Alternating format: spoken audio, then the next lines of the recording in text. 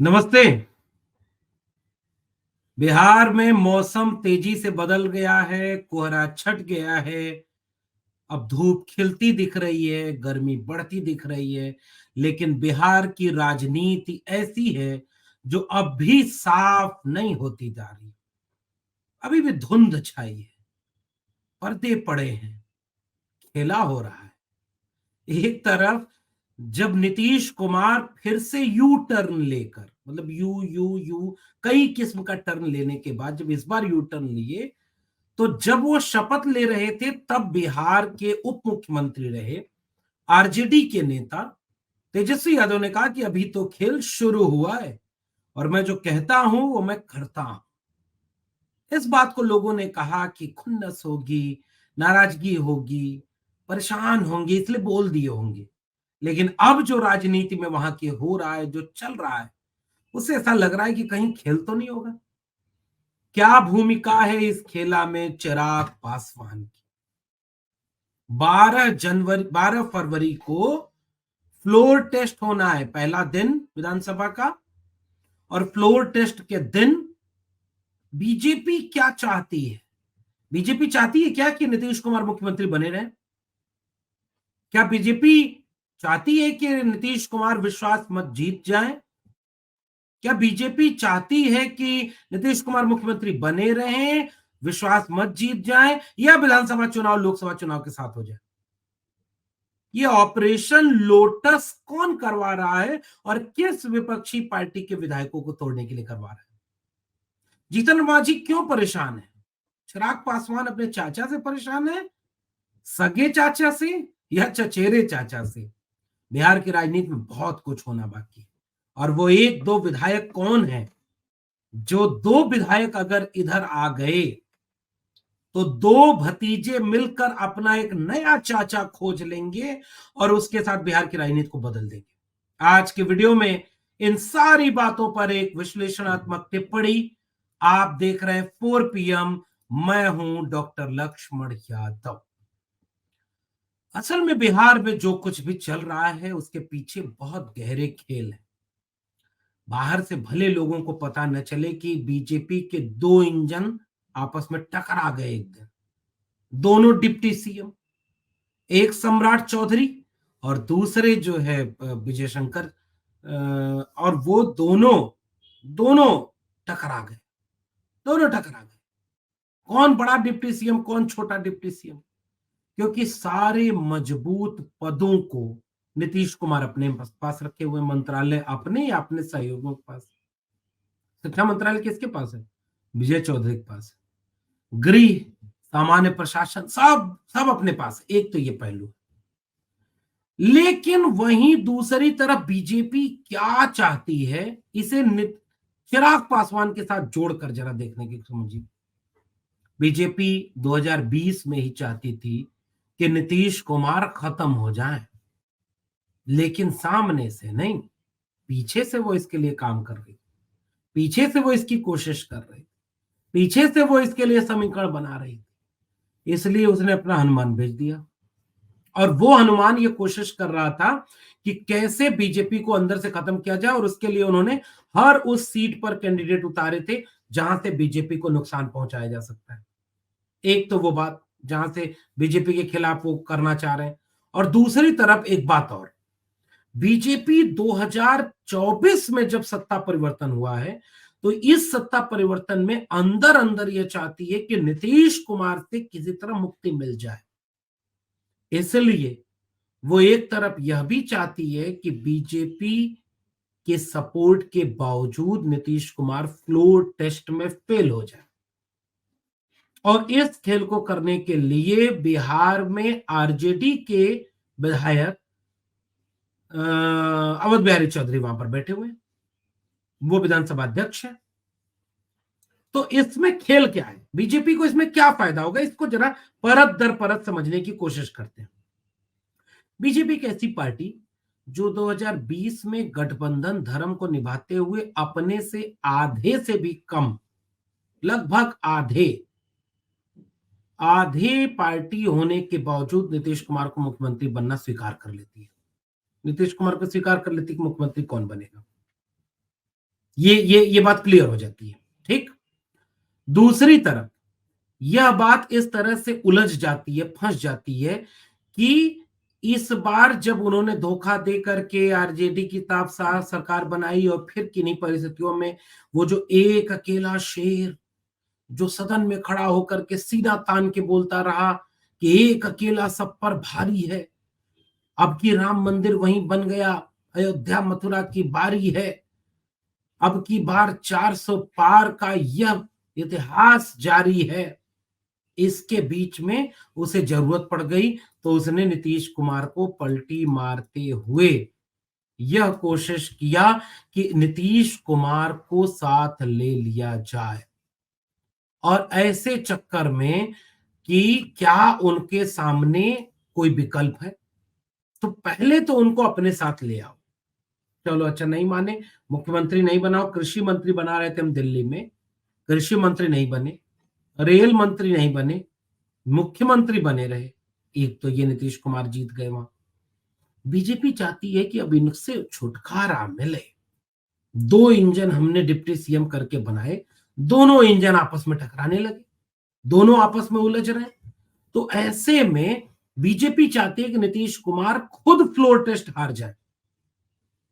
अच्छा, एक तो ये पहलू है। दूसरा पहलू क्या है, 122 विधायक चाहिए। 122 विधायक में से आज की तारीख में जेडीयू, बीजेपी, हम, चिराग पासवान और तमाम लोग मिलकर के 128 है। 128 बहुमत से 6 ज्यादा, 122 से 6 ज्यादा। अगर आप वाकई 128 हैं तो बिहार के भीतर यह खबर बड़ी तेज क्यों है कि ऑपरेशन लोटस चलाया जा रहा है। ऑपरेशन लोटस को समझते हैं आप? ऑपरेशन लोटस क्या है? ऑपरेशन लोटस की क्या स्थिति है? ऑपरेशन लोटस का क्या समीकरण है? ऑपरेशन लोटस किस पार्टी के खिलाफ चलाया जा रहा है? तो वह पार्टी है कांग्रेस पार्टी।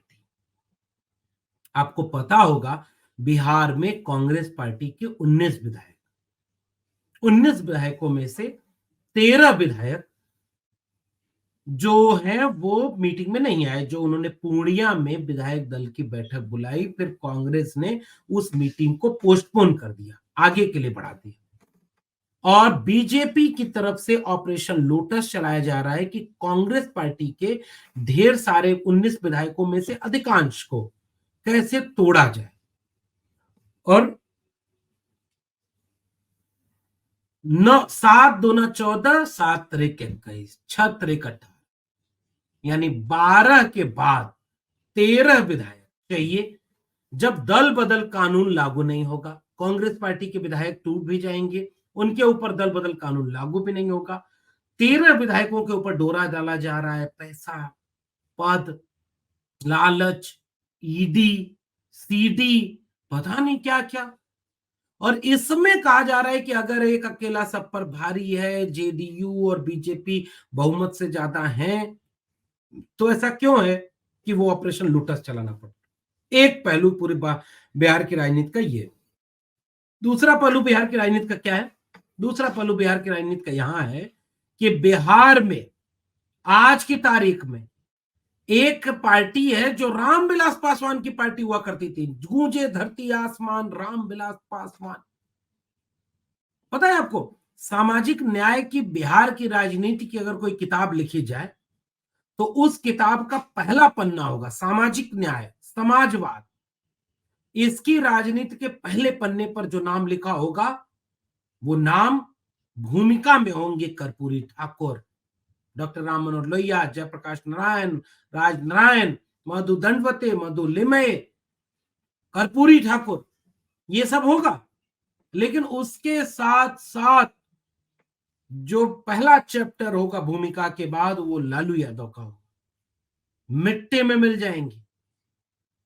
कहा नहीं, फिर भी भाजपा के पास नहीं है, ये है चैप्टर, भाजपा के पास नहीं है। दूसरी तरफ दूसरा चैप्टर नीतीश कुमार, मिट्टी में मिल जाऊंगा, फिर वो पूरी मिट्टी लेकर कभी इधर कभी उधर चला जाऊंगा।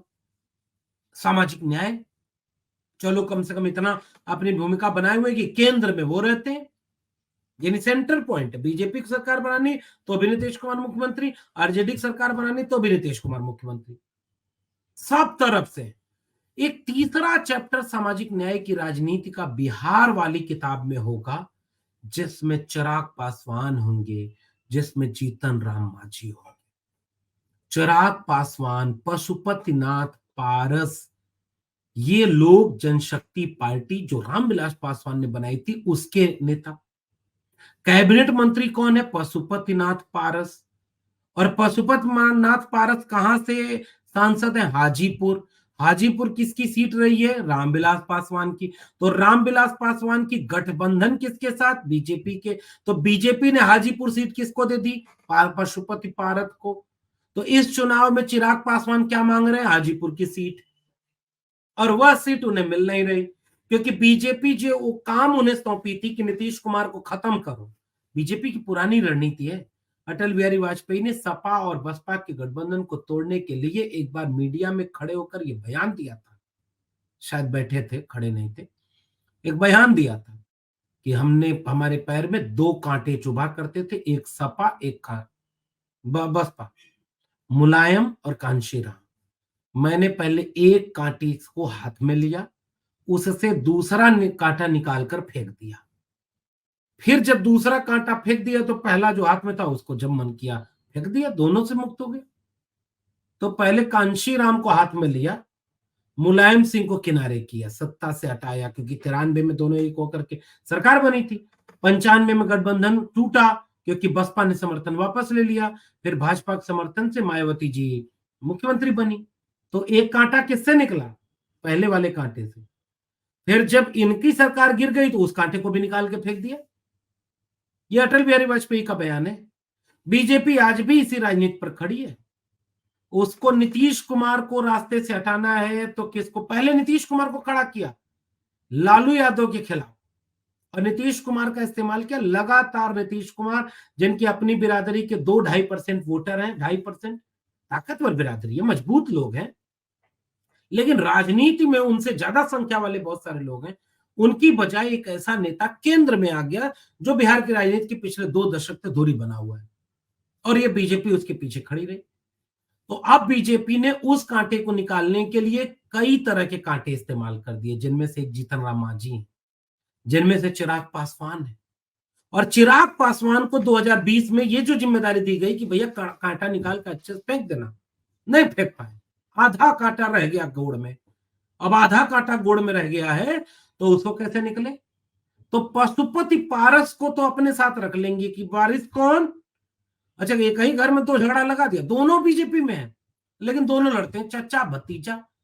पशुपत पारस से वो अपना कब्जा लेना चाहते हैं, नीतीश कुमार के खिलाफ हमेशा खड़े रहना चाहते हैं। तो वो जो खटक नीतीश कुमार के मन में है चिराग को लेकर, वो अभी बरकरार है, और चिराग के मन में नीतीश कुमार को लेकर खटक है, वो भी बरकरार है। इसलिए चिराग पासवान ने बयान दिया कि हम मांझी जी के इस बयान के साथ हैं, जिसमें वो कह रहे हैं कि मुख्यमंत्री पद ठुकराया हमने 2 मंत्री बनने के लिए, एक को बनाया हमारे बेटा का, हमारा दूसरा बेटा को क्या होगा, या हमारे दूसरे परिवार का या पार्टी का एक आदमी चाहिए। ये है बिहार की राजनीति। तो भतीजा चिराग पासवान क्या नीतीश कुमार के खिलाफ उस खेल में जो बीजेपी खेलना चाहती है, क्योंकि बीजेपी अब क्लियर राजनीति करना चाहती है कि बिहार में मुख्यमंत्री का पद बीजेपी के पास आए, 1-to-1 लड़ाई हो, कांग्रेस लेफ्ट और आरजेडी सब एक तरफ रहे और दूसरी तरफ अकेली बीजेपी बचे। इसलिए चचा भतीजा की पार्टियों को इतना खंड खंड कर दिया है, जब जिसका मन का पार्टी तोड़ दी, जब इसको हनुमान बना दिया और उसका इस्तेमाल किया। तो चिराग पासवान के इस बयान के बाद उम्मीद ये की जा रही है कि बीजेपी अब इसके जरिए नीतीश कुमार को और कमजोर करेगी। और दूसरी तरफ अगर वो साथ देते हुए हम, यानी जीतन राम मांझी ये मीडिया में अगर बयान दे रहे हैं कि मैंने मुख्यमंत्री पद ठुकराया है, तो जीतन राम मांझी को मुख्यमंत्री पद कौन दे रहा था? आरजेडी, कांग्रेस और जो जो ये हैं हमारे लेफ्ट के गठबंधन के लोग, इन्होंने मिल करके उनको ये पद दिया कि आप हमारी तरफ आ जाइए, आप हमको जो है वो कर लीजिए, मुख्यमंत्री पद ले लीजिए हमसे। और उस मुख्यमंत्री पद को छोड़ करके जीतन राम मांझी उधर गए। 2 मंत्री चाह रहे थे, मंत्री के एक ही पद मिला। और नीतीश कुमार ये चाहते हैं कि सारा मजबूत मंत्रालय हमारे पास रहे। तो कहीं ऐसा तो नहीं लग रहा है कि बीच में सब मिलकर खेला कर देंगे। 114 एमएलए आज की तारीख में आरजेडी, कांग्रेस, लेफ्ट पार्टियों को मिलाकर के बिहार में 4 एमएलए हैं हम पार्टी यानी जीतन राम मांझी के पार्टी में। और वो पार्टी में 4 एमएलए होने के बाद 118 हो जाएंगे। एक एमएलए जो निर्दलीय है सुमित सिंह, अभी वो जेडीयू कोटे में चले गए, तो बीजेपी जेडीयू अलायंस में भी मंत्री हैं। इधर आएंगे तो इधर भी मंत्री बन जाएंगे, तो उनका कोई मसला है नहीं। एआईएमआईएम का एक विधायक है जो बीजेपी वाले अलायंस में तो जाएगा नहीं, इसलिए वो इधर ही आ जाएगा। 120 2 विधायक का खेल है। फ्लोर टेस्ट 12 फरवरी को है। विधानसभा अध्यक्ष अवध बिहारी चौधरी आरजेडी के कोटे से विधानसभा अध्यक्ष हैं, विधायक भी हैं। हालांकि उपाध्यक्ष जेडीयू कोटे से, लेकिन फिर भी खेल तो कुछ भी होने का संभव है। और बीजेपी चाहती है, केवल एक चीज फंसी हुई है, पता है क्या? एक जगह मामला फंसा हुआ है। नहीं तो अब तक विधानसभा भंग करा करके बिहार का चुनाव लोकसभा के साथ कर लिया गया होता। और वो इसलिए क्योंकि यहां पर नीतीश कुमार की नाराजगियों का नुकसान नहीं चाहते कि नरेंद्र मोदी के हाथ में आए। और 2024 का उनका जो प्राइम इलेक्शन है, मेन इलेक्शन है, उसके ऊपर नीतीश कुमार की नाकामयाबियों या एंटी इनकम्बेंसी का असर पड़ जाए और लोकसभा चुनाव प्रभावित हो जाए। वरना बीजेपी खुद चाहती है कि नीतीश कुमार मोहब्बत साबित न कर पाए, खत्म हो इनका खेल, मध्यावधि चुनाव हो जाए, लोकसभा के चुनाव हो जाए। इस खेल में केवल एक जगह ये पेच फंसा हुआ है। इसलिए अब बीजेपी नीतीश कुमार को इतना कमजोर रखेगी कि उसको ऑपरेशन लोटस भी करना पड़ रहा है एक तरफ, और एक तरफ मांझी जी बयान भी दे रहे हैं। मांझी जी अच्छा ऐसे ही बयान दे रहे हैं। नित्यानंद राय आए घर पे हमारे, उनसे हमने समझौता किया, 2 मंत्री पद की बात हुई, हमारे साथ धोखा हो गया। इतना बयान कोई टेलीविजन पर आकर यूं ही दे देगा? इसके पीछे के खेल को समझने की जरूरत है।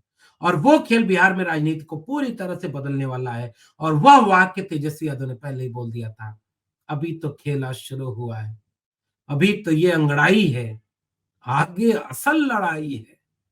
तो नेता जब भी बोलते हैं, इसमें ऐसा लगता है कि लालू जी ने एक बार कहा कि हमारे परिवार का बेटा है। कौन? चिराग पासवान। चिराग पासवान के बारे में तेजस्वी यादव भाई बोल चुके हैं। तो चिराग पासवान अपने चचा से लड़ना चाह रहे हैं, तेजस्वी यादव अपने चचा से लड़ना चाह रहे हैं, और दोनों भाई एक होकर के अपना एक नया चचा चुन लें, जीतन राम मांझी को, तो बिहार के राजनीति में खेला तो बहुत बड़ा हो जाएगा। 12 जनवरी दूर नहीं है, देखना दिलचस्प होगा कि अंदर 12 फरवरी अंदर अंदर देखते हैं क्या कुल खिलता है, बिहार की राजनीति किस दिशा में जाती है। खेल बाकी है और अभी कोई नहीं कह सकता। सबसे बुरा अगर इस पूरे खेल में हाल किसी का है तो वो नीतीश कुमार का है, और सबसे फायदे में आज की तारीख में अगर कोई है तो वो बीजेपी है। इसी के बीच के फर्क को समझ लेंगे तो बिहार की राजनीति को समझ जाएंगे। फिर मिलते हैं किसी और विशेषण के साथ, तब तक देखते रहिए 4 PM। बहुत बहुत धन्यवाद।